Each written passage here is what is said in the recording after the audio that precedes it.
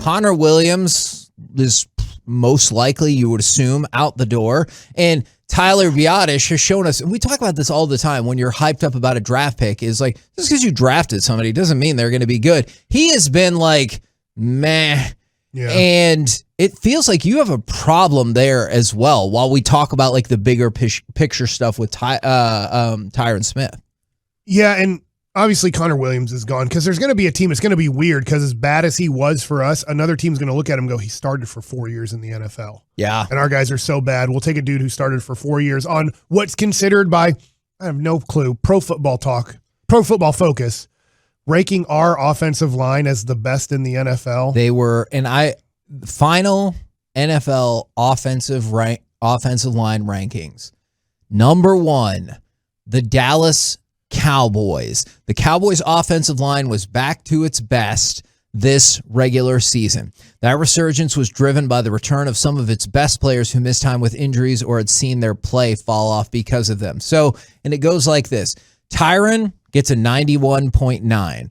Zach Martin, 94.2, and Lyle Collins, an 84. So, like, obviously 2 elite grades and another grade that you'd feel really good about. And then they gave Connor Williams a 76.4 and Tyler Biadasz a 64.8. And that's sometimes, like, when we were going after them about Diggs, and, like, you could say whatever you want about Trayvon Diggs, but to say, like, oh, he's one of the worst corners in the league, that's a stupid opinion. And like Jalen Smith, he was the 13th best linebacker in the NFL before he got released. That's a stupid opinion. And I am of the belief that thinking that the Cowboys have the best offensive line in football is a stupid opinion. Yes. And that's why I just don't like Pro Football Focus. When they're that bad at it, they have to redo their grades. They have to look at it. Somebody at Pro Football Focus has to look at certain things and go, Jalen Smith got released and nobody wanted him. And when he got picked up by Green Bay, and I will say somebody wanted him quickly, Green Bay. He immediately gets released from Green Bay, and nobody really wanted him. I know he finished with the Giants, but he's a bad football player. Great guy, bad football player. You have to look at yourself in the mirror if you're running a website and go, guys, what are we doing here? Because a dude who we have number 13 in the NFL, nobody wants him. So what are we doing here? We got to figure out a better way to do these grades because it doesn't make sense. And the Dallas Cowboys, they're not one of the worst offensive lines. I think they're average. But how do we get a team that's somewhere between the 12th and 17th best offensive line? How did we get them to number 1? Because we've done something really wrong here in our grading. That being said, to the main question, I would think in the first 3 rounds, one of your picks is going to be an offensive lineman. I can't say it's going to be pick 24 or the 2nd or 3rd round pick. I don't know, and I don't know what position because honestly, I don't think you can go wrong. Mickey said a tackle who can play guard, so you can kind of have the flexibility in that player.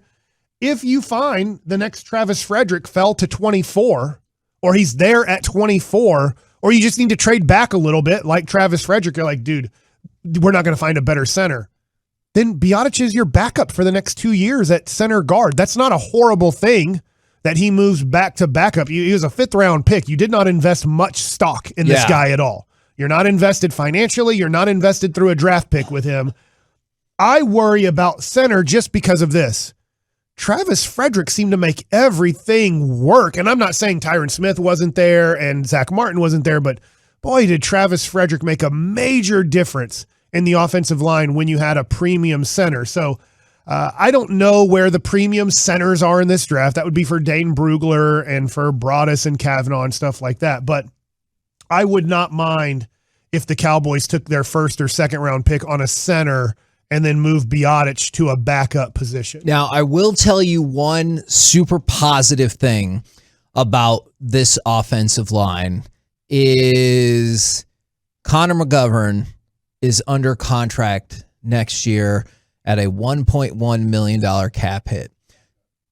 He's a backup. But that's my point, right? Is Terrence Steele. He's under contract next year with a cap hit of $900,000. And you already mentioned Tyler Biadasz, who is...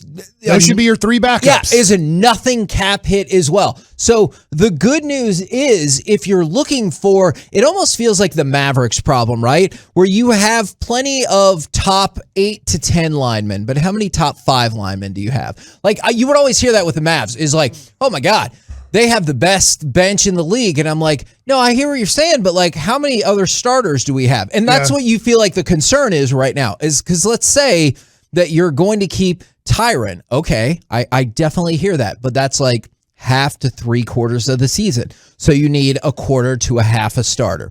Feel good about Zach Martin.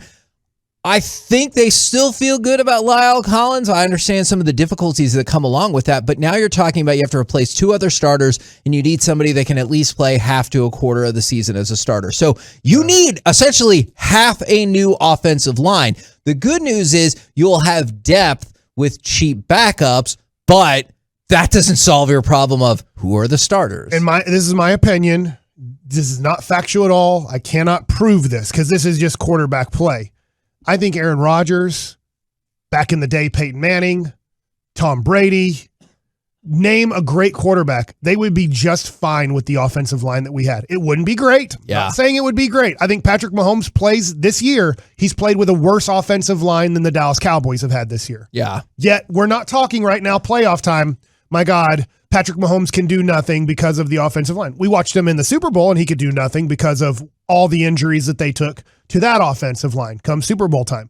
But I just think the Cowboys have an average offensive line. And unfortunately, for our quarterback, who is good, it's not good enough for him because he's not good enough to play with an average offensive line where you have a couple weaknesses. It's almost like you need the 2 guys we need to replace. We need them to be average. We need Zach Martin to be one of the greatest guards in the history of football, which he is. Yeah, exactly. We need Tyron Smith to get back to being one of the greatest offensive tackles in the history of football, which when he's totally healthy, he is, but you're only going to get totally healthy him for about 6 games a year. Then you're going to have another 6 games where he plays hurt, and you're going to have another 6 games, 5 games, if you want to do it by 17, where he doesn't even play football because his body can't play more than about 10 to 12 games in a season. And then Lyle Collins has to be good. I mean, unfortunately, usually if you have a good tackle who you do have to replace for at least 5 games a year, and the best guard in the game, usually that's enough for a great quarterback. But for our quarterback, he's going to struggle because he needs more time because he has to see people open before he releases the football.